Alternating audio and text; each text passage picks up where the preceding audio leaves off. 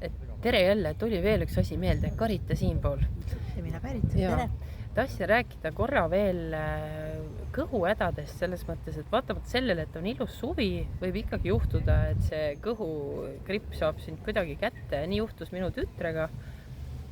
Tal oli hirmus kolle paha olla, alates hommikul kella 4 hakkas see traalivaali pihta ja panime talle ka SP6 kohe siis jala peale. Seekord see kohe ei töötanud ja siis panin talle sinna lisaks kohe veel X49, Eioni, glutatiooni ja need panime ka veel kõhu peale ja kuskil siis niimoodi tund-poolteist, kui tal järsku hakkas kõik maha rahunema ilusasti.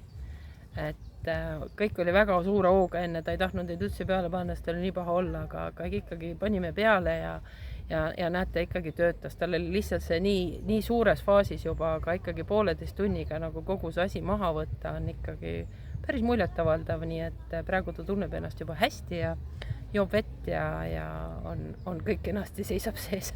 No väga tore. Nii et lihtsalt julgustamiseks, et kui midagi, mida te olete seni kasutanud, mis on hästi toiminud ja töötanud ja kui siis järsku selgub, et seekord ei ole see parim lahendus, siis lihtsalt olge julged ja otsige uusi lahendusi. Jah, kui teil on variante, pange peale. Kaotada pole mitte midagi. Just. Ainult võita. Ja saab minna ainult paremaks. Ainult paremaks saab minna. Just täpselt. Nii et plastrid peale. Nägemiseni.